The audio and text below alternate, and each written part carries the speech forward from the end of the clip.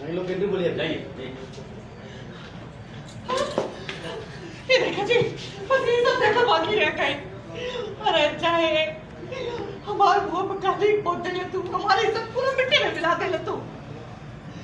आइए आइए आइए, बीच में आप आइए, बीच में आइए। देखिए कैमरे के ऊपर बाप बैठे हुए नफरत से देख रहे हैं, भाई भी बैठा हुआ मोबाइल में। देखिए इन लोगों को, देखिए, बोलिए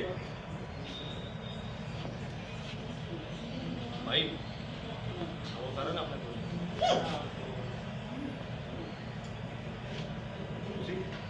सुना बस। हेलो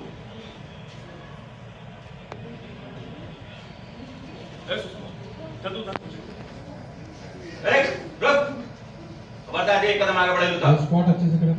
चलो पीछे आओ।